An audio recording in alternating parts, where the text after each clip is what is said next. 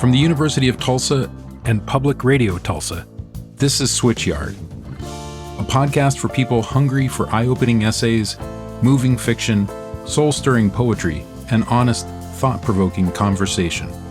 I'm Ted Genoways, editor of Switchyard magazine, and your host.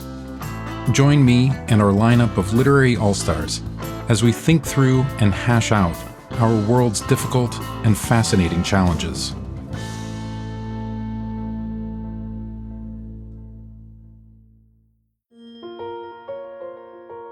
In January, just after the inauguration of Donald Trump, Switchyard organized a gathering of journalists from across the country to discuss how we would go about covering the new administration.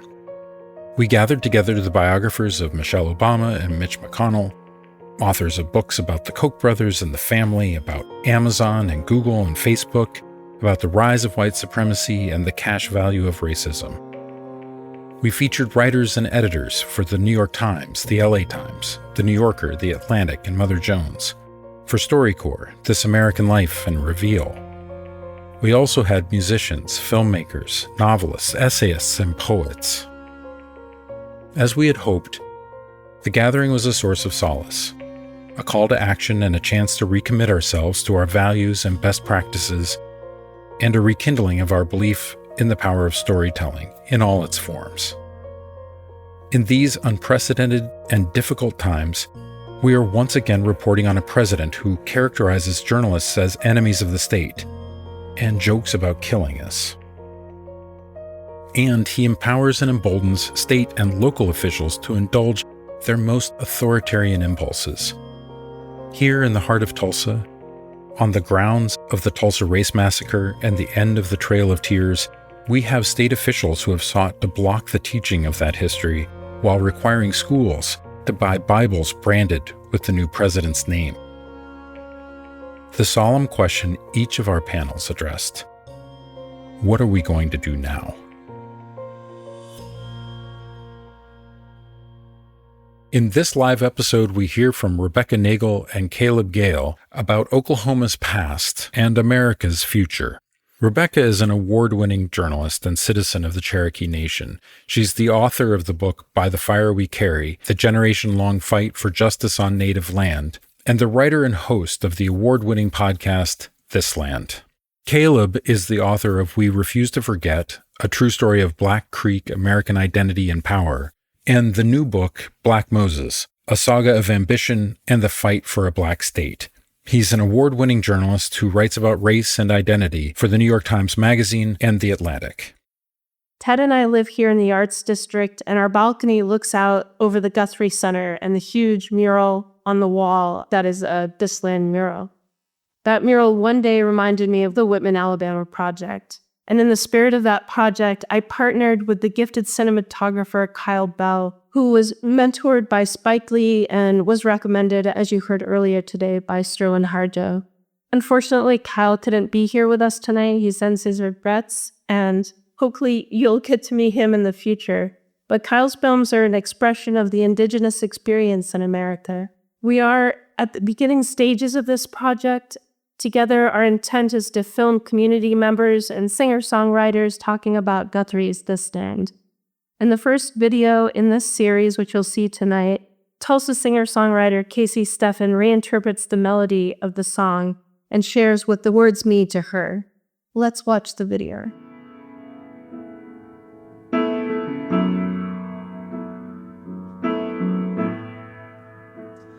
This land is your land. This land is my land, from California to the New York Island, from the redwood forest to the Gulf Stream waters. Oh, this land was made for you and me.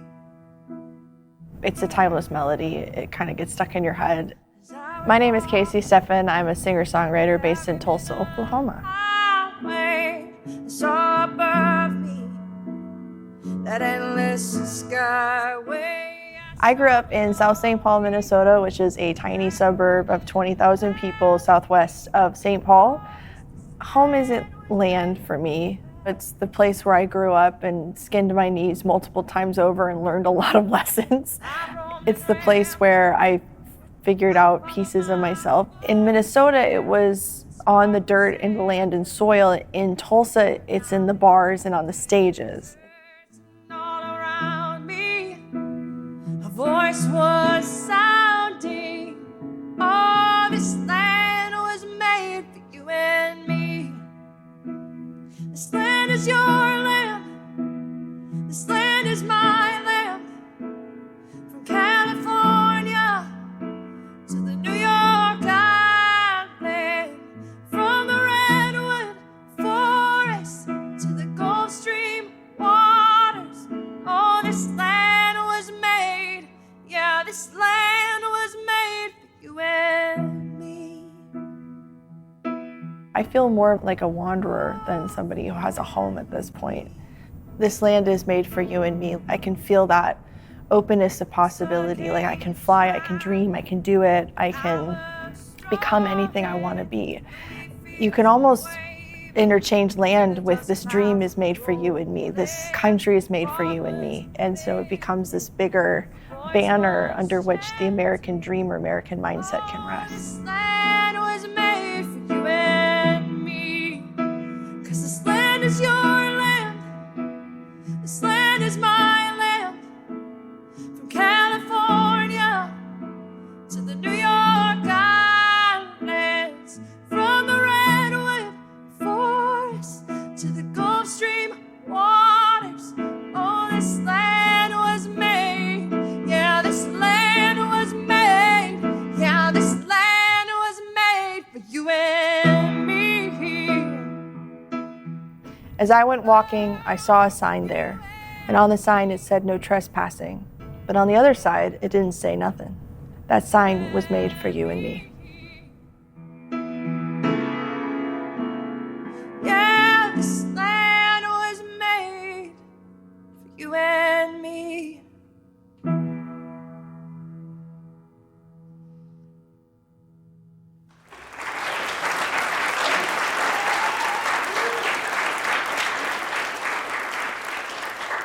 Next, I asked local musicians Kaylin Faye and Damian Shade, who many of you met yesterday, and Damian's unable to be here today, to reimagine the words of Guthrie's song. Kaylin will play that rendition and then follow it with a song of her own, written in the Cherokee language. It is my pleasure to introduce Kaylin Faye.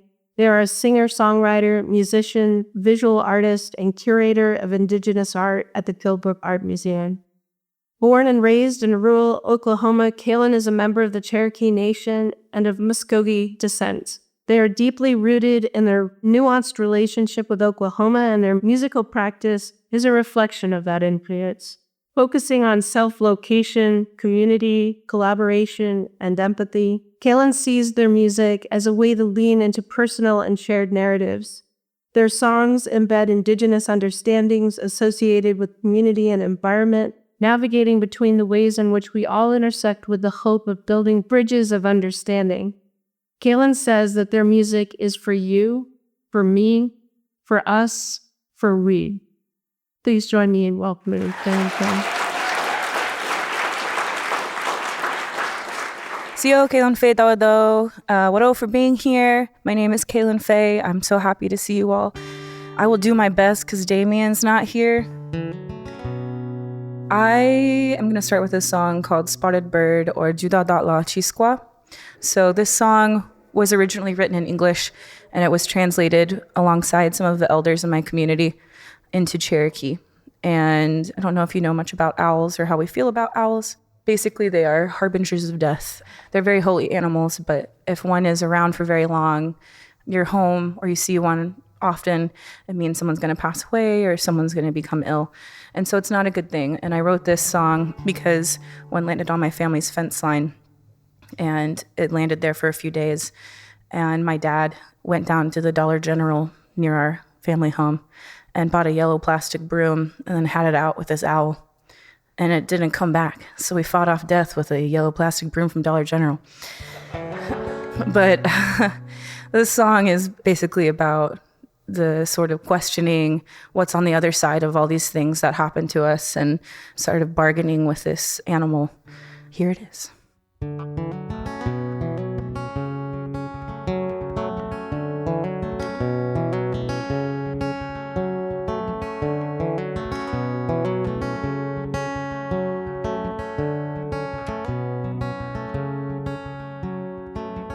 Jura dala chiskwa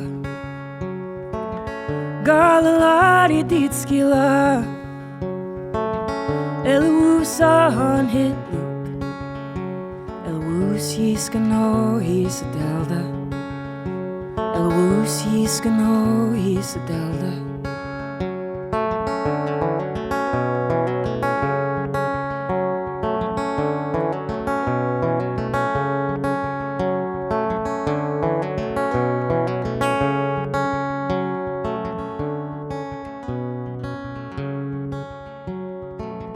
Jagohayas galaladi Chatloida hisamagwohi Doha usnada asanasti Hitlaya usa asaniha Hitlaya usa asaniha Jura dala chiskwa Eloe Ustino Gisco Gustis de Ghana Skino Hisi Roya Aya Ak the dust Oh Wasa no Wadan test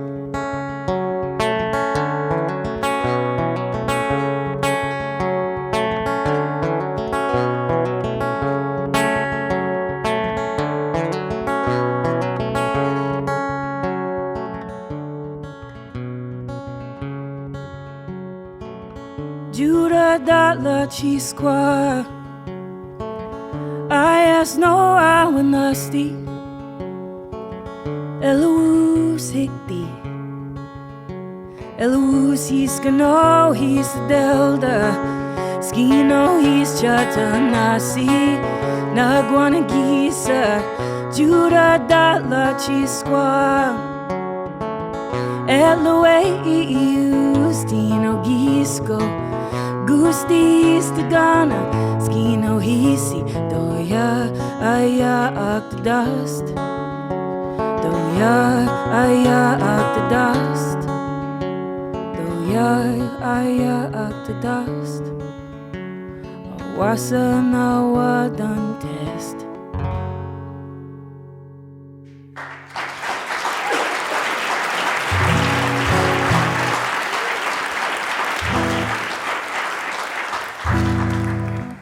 I'll be honest, I don't want to play the song. I feel ill-prepared to play this song without Damien, so I will play a different song. And then I have to run to Mercury Lounge. I know. Okay, so I will say, I'll talk about this process a little bit. As you can imagine, trying to rewrite lyrics to the song is difficult because everyone sees this song as a national anthem, this perfect encapsulation of something. As a Native person, I don't always agree with that. It's kind of difficult song to roll with. I grew up in Okemah, Oklahoma, so I'm very well aware of our relationship to Woody Guthrie. I think it depends on who's singing it, who it's for. If it's you and me. The conversation that Damien and I had about this song, though, is that this land was made, but it was already here. It had everything we needed. We already had our relationships to this landscape.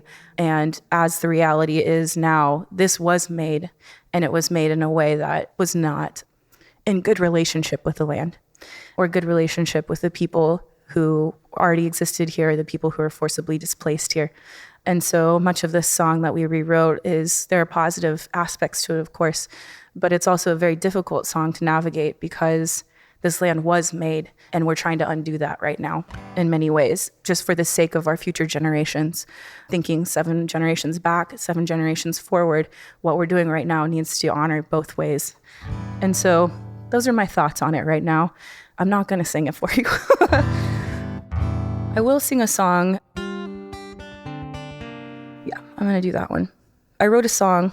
I write a lot of songs. Don't know if you know that. I wrote this song called Wind Song. and it's on another record I'm about to release. But I moved to Arkansas for a while. It was a difficult relationship because it's beautiful out there, the landscape's lovely, but there exists along the Trail of Tears, and no one really understands what that means over there. I was feeling very lonely and missing my home and missing all of my family out in Tahlequah and here in the surrounding areas, and wrote this song as a way to sort of call back for my family. So there's a sound I do in this song. When my family's at the creek and we think the other person's there, we make this sound. When I'm at a powwow and I see my friends dancing, I make this sound. But it was a way to call back home in a space where I didn't always feel seen or recognized. So yeah, I'll do this song.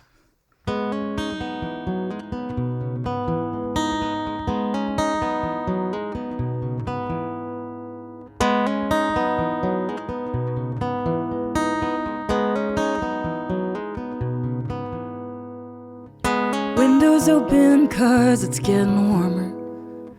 Can't afford to turn the AC on. Doesn't matter much, wouldn't change nothing. I prefer the sound of an old wind song.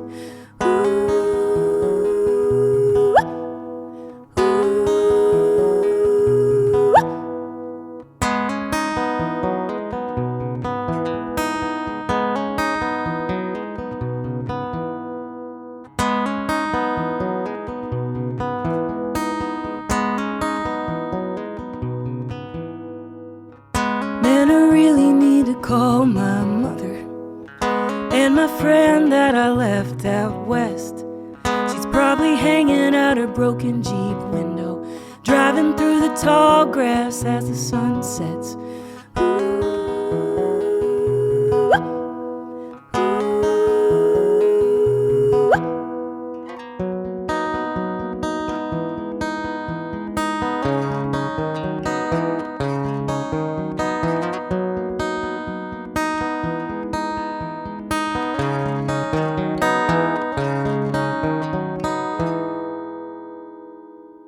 Well, it's been a long week, I just wanna kick back. Head to the bar with a few new friends, but overheard a drunk man in a suit saying it's hard to find the time to make amends.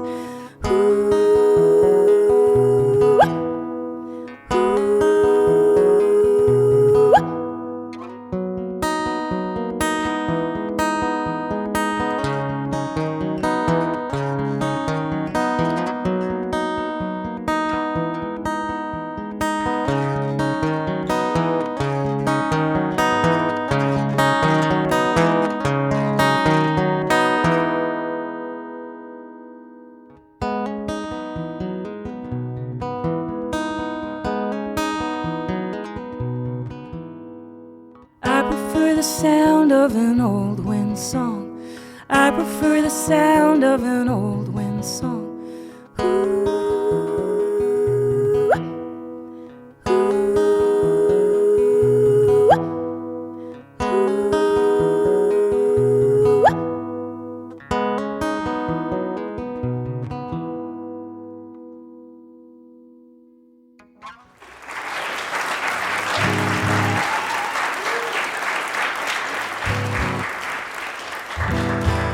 I have time. I can do one more. I told them I'd be late.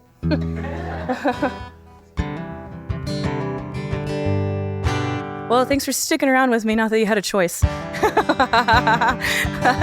I got sick this past week and I'm feeling better, but the voice is struggling. That's okay though. I did get hopped up on cold medication though and play a show when I shouldn't have. And at the bar, I was like, thanks for being here on my land. I really appreciate you guys for showing up. I don't think my ancestors would have said the same thing, but I'm really happy to see you guys tonight. Stands true now. Thanks for being here. This song's called All Right in the End. I sing it as a way to stay positive and to look towards the future. I'll just give my spiel, but it's very easy to catastrophize. I don't know the right word right now. Everything seems really hard right now and difficult, and it's hard to see a light at the end of the tunnel at times. But like our mayor was saying, we got to keep that hope alive and we got to keep moving forward. And, I think a lot about my ancestors and them coming over here. And despite them having to walk thousands of miles to get here, despite like genocide of a whole entire people group, they were still making really beautiful things. They were beading, they were creating baskets, they were maintaining all those things. And we got to keep making these beautiful things. We got to keep writing. We got to keep making art. We got to keep seeking out truth and beauty, because that's what our ancestors did, and we're going to keep going. And I'm going to be here, and my generations after me are going to be here, and it's because we're doing stuff like this right now. So thanks for being here today.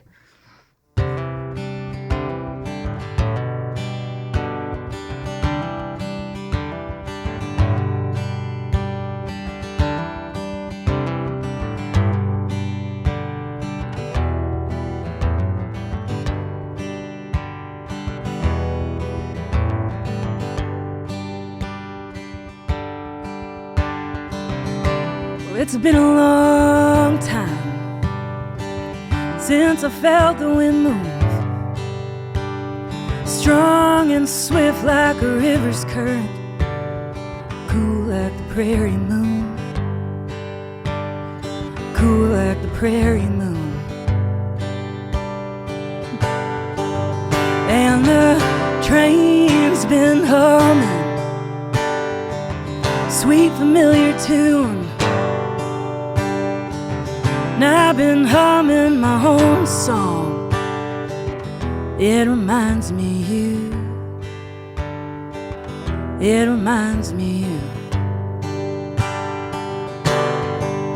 And the stars, they're shining over Tulsa. Gold in the night, I'm shrouded in blue. Oh, the stars, they're shining over Tulsa. And I hope that they're shining over you too.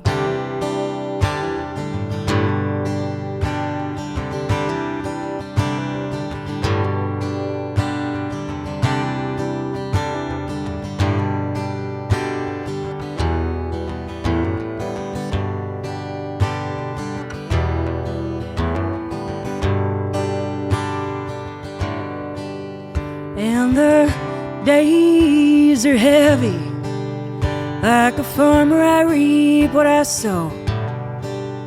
But the goodness around me could break all the levees. Then why do I feel I must go? Then why do I feel I must go? And I can't make up my mind. I keep leaving things undone, like the sun through the leaves, like a brisk autumn breeze. There's hope when the morning does come. There's hope when the morning does come. And the stars, they're shining over Tulsa. Gold in the night, I'm shrouded in blue. Oh, the stars, they're shining over Tulsa. And I hope that they're shining over you too.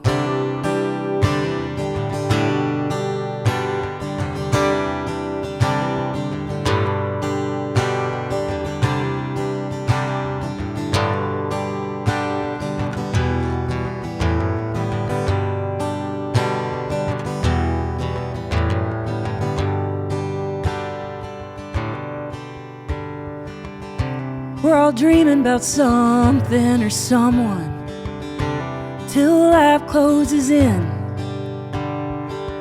Ain't it funny how things seem to work out alright in the end?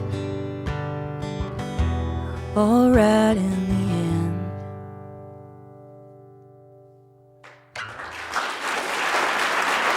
Thank you so much.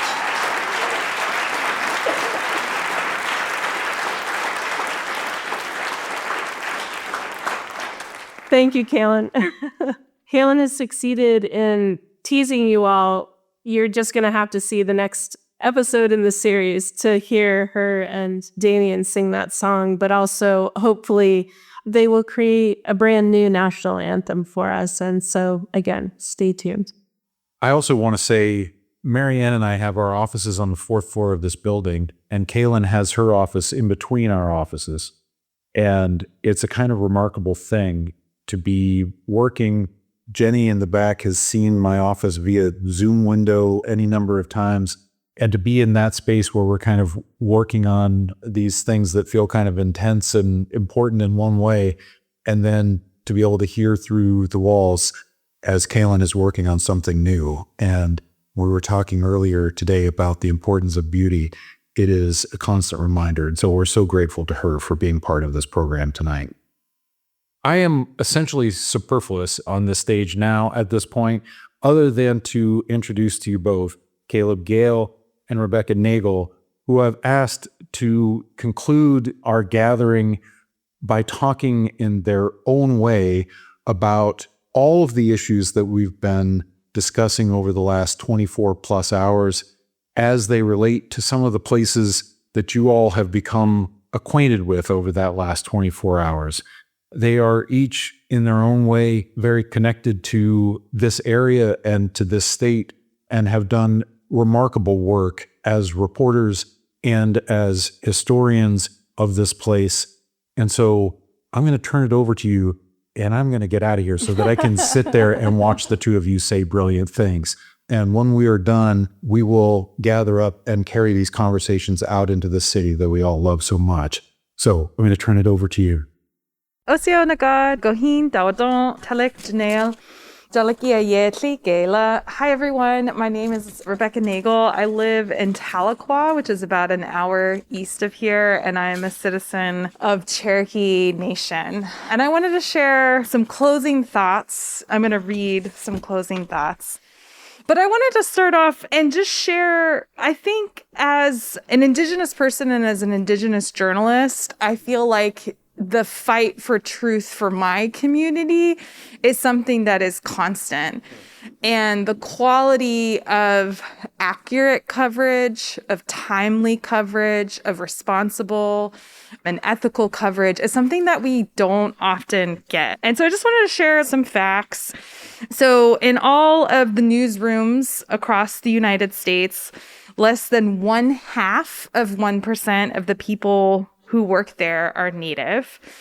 And when you turn on the TV, when you're going through the news, when you're listening to the radio, less than 0.1% of the people represented in the media are Native. 78% of Americans say they know little or nothing about Native Americans, and 72% say that they rarely or never encounter information about Native people. And 2/3 of Americans think that we don't experience significant discrimination or prejudice. And so there's actually the sociologist who's done a bunch of research about this named Dr. Stephanie Freiberg. And one of the things that her work has shown is that this complete lack of representation creates this really stubborn prejudice in people's minds that because they don't see examples of living, breathing, actual Native people, in their minds, we are less real and even less human.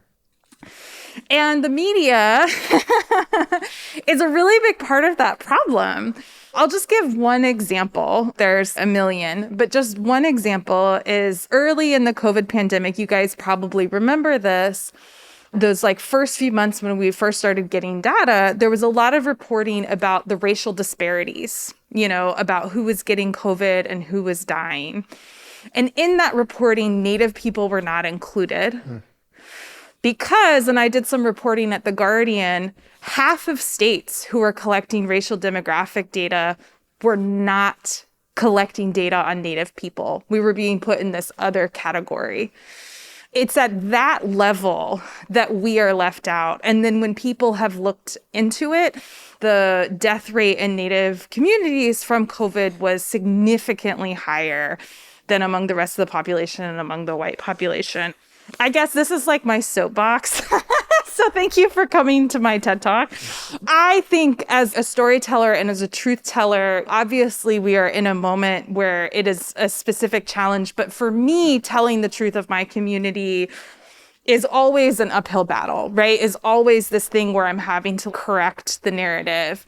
And I would say that like most non-Native outlets are not doing an adequate job of covering our communities. And it is not a diversity problem. It's not like a problem of needing to have a training or hire more people. It's a journalism problem. And so just like you would look at any other area where you have inadequate coverage, until you invest resources in actually covering Native communities, you won't do it well. So that's my soapbox. Thank you. And I also just want to say, too, I've been reflecting this weekend is that the battle for truth that we are in right now is age old. Because oppression has always used lies to justify what is not just. And I think as Indigenous people, this is a generational thing that we see in every generation. When we were being removed and rounded up on the Trail of Tears, Southern lawmakers talked on the Senate floor about how that was for our own best interest.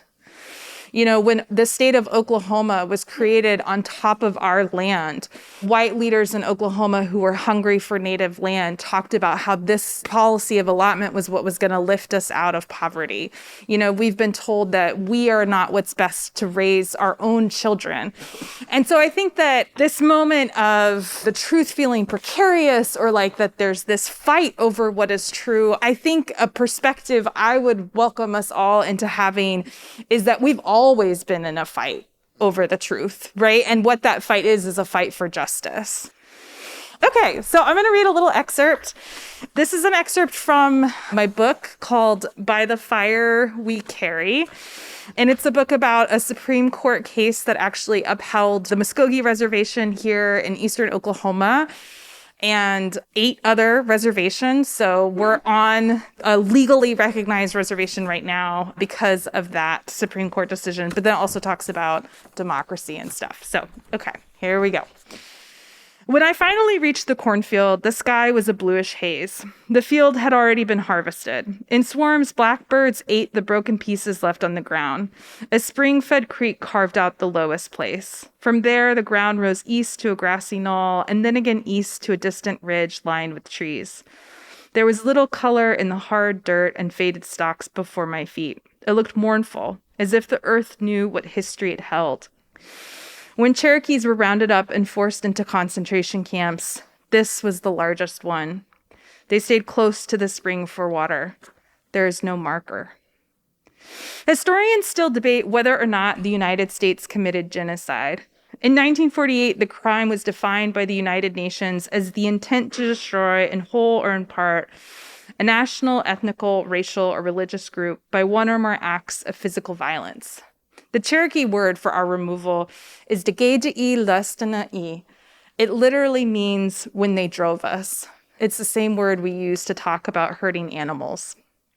To prepare, the Army split logs, drove them into the ground lengthwise, and built 25 open-air stockades.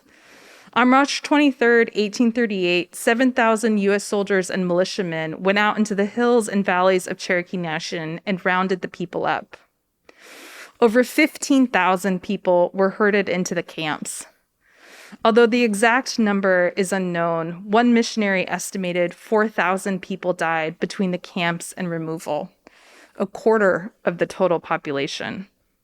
On my reporting trip to the South, I also visited the public parks and monuments that were clearly labeled and dedicated to the history of our removal.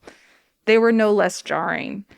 The visitors seemed most interested in the architecture of the early 1800s buildings. They walked their dogs.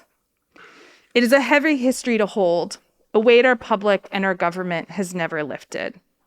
When the U.S. military rounded Muskogee people up at gunpoint and forced them into exile halfway across the continent, Andrew Jackson promised their new home would remain theirs for as long as the grass grows or the water runs in peace and plenty.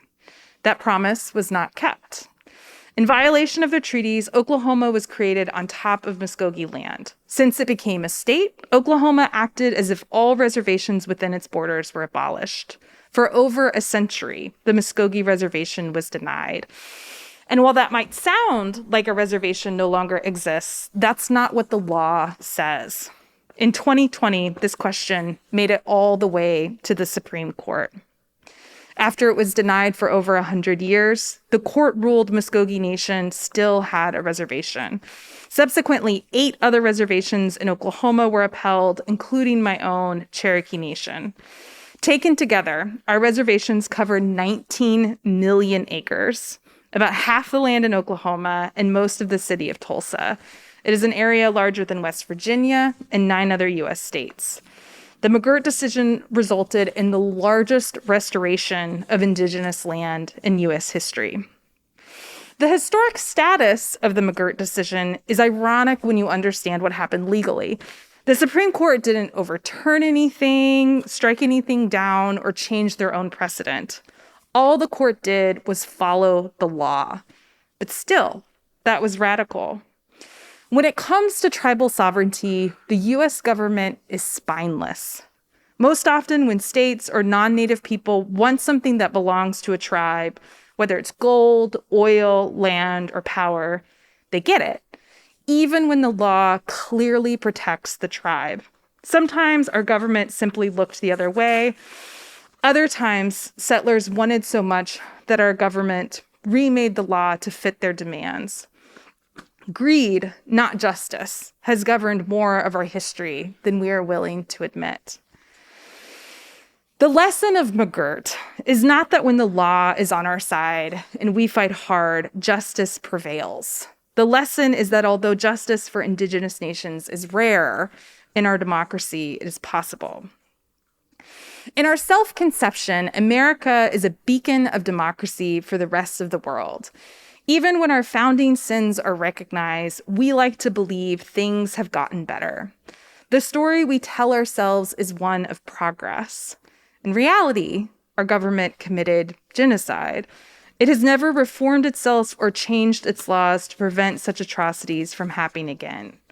So now, when our government wants to ban Muslims from entering our country, suspend the international rules of war to fight terror, detain enemy combatants indefinitely, put migrants in detention camps, and separate families at the border, it uses principles of federal Indian law to do so.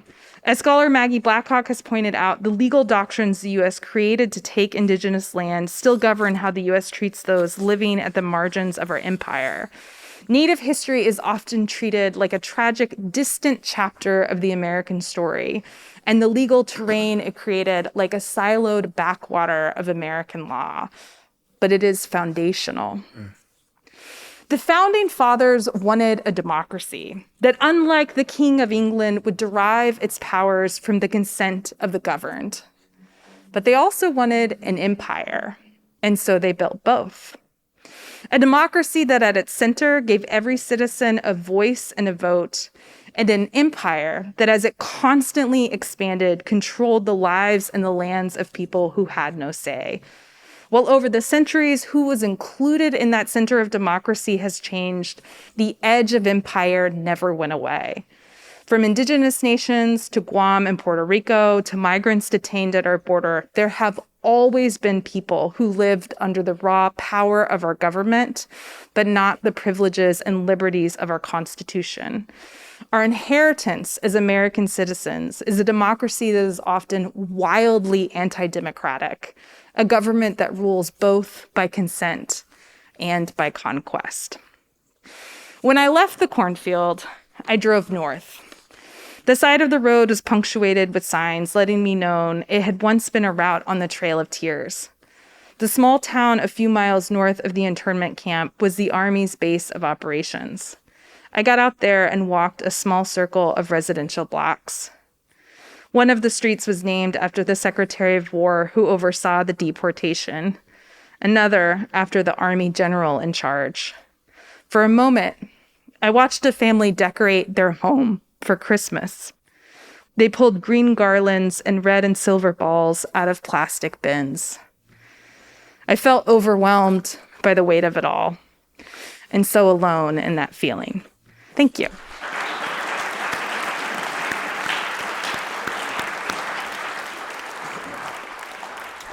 Thank you for that. So I have to admit a couple of things. One, I'm not used to giving a talk while sitting. So you're going to have to forgive me if I gesticulate or if I at one point just get up and stand at the podium. But I understand that this is for a podcast as well. So I'll try and stay seated. I'll try not to knock the microphone or anything like that. So look, I grew up here. My family's not from here, but I grew up here. And it's always interesting coming back, right? I think Marianne mentioned that Kaylin has a nuanced relationship with this state. And I think that that's just so aptly put, because all of us who have some story here have a complicated relationship, right? It's hard for me in all of this opulent beauty to remember when I was a kid, when Monroe and I, Mayor Nichols, when Mayor Nichols and I were essentially interns in Mayor Kathy Taylor's office, we remember when these were abandoned warehouses and this place looked more like a ghost town than anything else. But the ghosts that haunted us were the very stories that, yes, I was most keenly interested in, but this state and this city were quite keen on keeping quite quiet, right? And they prosecuted a very well-done campaign of silence. And so it's always fun to me, always complicated as well, to come and speak on those people, the ghosts that exist here, the lives upon which this place has been built. A few other caveats very quickly. I know that the assignment was to have prepared remarks, and Ted has those, but I think I owe it to who I am and how I grew up to go off the dome. And for those of you who don't speak that way, it means to speak extemporaneously. I mean, and it's in part because I'm the son and grandson and great-grandson of ministers, and not just ministers, but Black pastors. And that just changes the way I speak. It forces me to kind of engage in conversation with you. And I thought, just to kind of keep up with that theme, I might tell you a little story to close us this evening. One of my favorite speakers was a man named Reverend Charles G. Adams, and he was this phenomenal theologian and preacher and taught at Harvard Divinity School. He fixated at the 1995 Morehouse College Baccalaureate on a part of the story of Noah that most people don't look at. Now, for those of you who are not familiar with Noah, Noah was told by God in this story that a flood was going to inhabit the earth so much that it would visit upon this earth devastation, the likes of which we had never seen, and the earth would be undone. And he had to gather, for those of you who may have watched the bad sequel to Bruce Almighty, Evan Almighty, he had to gather these animals 2 by 2 and put them in an ark made of gopher wood. And when he did that, the earth was destroyed, they survived, and it was up to Noah and his family and all of these animals to repopulate the earth. Now, I'm not here to present a message to you. I'm not going to lead an altar call. This is not a Billy Graham special from the 1960s where I play just as I am until you decide that you want to convert. No, I came to kind of just tell you a very secular perspective on this story that Charles G. Adams then challenges the men of Morehouse College and the thousands of people he gave that same sermon to over and over again. And the sermon went, "You are drunk on the eve of Reconstruction." And I've never been able to remove myself from the potency of that statement. Because most of the time we kind of think about Noah, he gets there, the boat opens, there's a beautiful rainbow, and there's a signal that peace is on the way. And Noah begins to till that land. And in that next verse, as Charles G. Adams says, Moses had himself a little drink. And not like one tiny sip that all of you are going to responsibly have tonight. He got really drunk. He got piss drunk. So drunk, all of his clothes came off. Charles G. Adams says, the earth was getting ready to be rebuilt. And instead of understanding and reckoning with the devastation that had been visited upon it, and realizing the great duty that they then had to bear witness and to, in fact, redo it, they got drunk on the eve of Reconstruction. If I can, I just wanted to read one of his quotes, which I think articulates very well what he tried to say. The flood has come and gone, but the question remains, Are we ready to rebuild, or are we too drunk on the spoils of survival? And so oftentimes we've just come through what for some people, for a lot of us, might seem, especially with this past election, like a flood that has come and gone and wiped out the hopes that we had for what this country could be. And I posit to you that part of the reason we are here is because we're interested in sobering ourselves up and sobering up those around us by presenting to them truth regardless of how it might come. It might come in fictitious tales. It might come in poems like we heard this morning. And even though I hear all of us kind of burdened with this despair, admittedly, this worry, the concerns that chaos can bring, I'm here to extol or encourage you that you came here in part because you wanted to be sober as we begin to reconstruct. And I can't help myself, similar to Rebecca, to find myself deeply enmeshed in history, often history that's forgotten, not necessarily as an escape, but rather as a means of finding a muse. And there have been other times in which people have been presented with the opportunity to reconstruct America. And the person that I kept thinking of, yes, of course, like this is going to dovetail into what I presented to Ted. And of course, yes, I'm going to talk about Edward McCabe. But there were people like Edward McCabe who decided to articulate hope at perhaps the dumbest of times, the stupidest of times, right? Reconstruction in America had come and it had gone. Redemption was on the rise. Jim Crow was on the rise. And he decided to dispatch about 2,000 kind of proselytizers that there might be an opportunity west, that there are no opportunities for us back there. And I hope that if we can, perhaps we can rebuild again. He was not drunk on the eve of Reconstruction. I think a lot of us, especially in 2016, might have been shocked that this could ever happen, appalled even, wondering exactly how did we get here.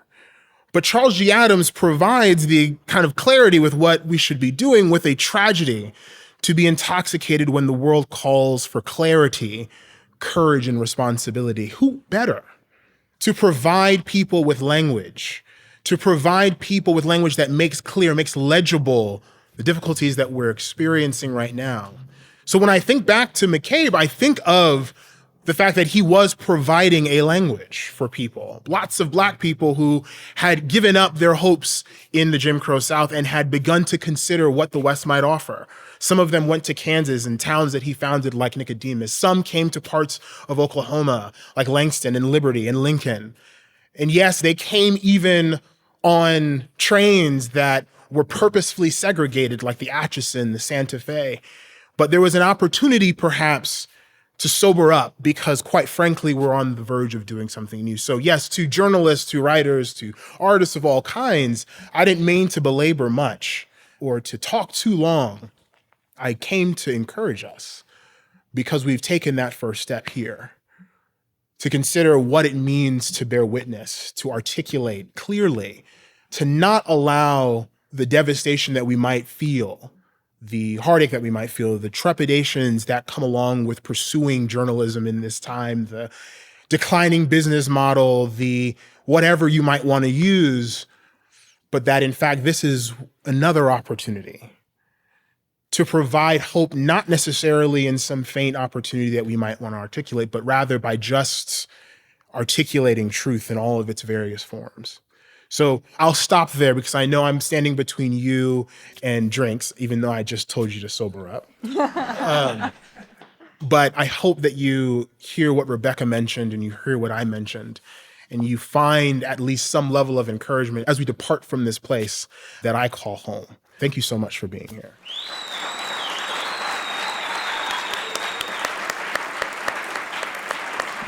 Rebecca Nagel and Kayla Gale.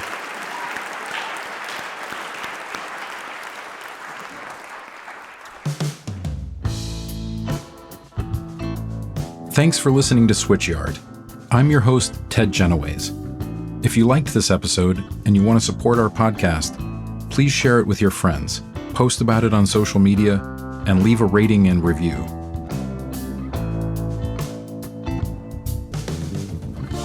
Switchyard is a production of the University of Tulsa and Public Radio Tulsa.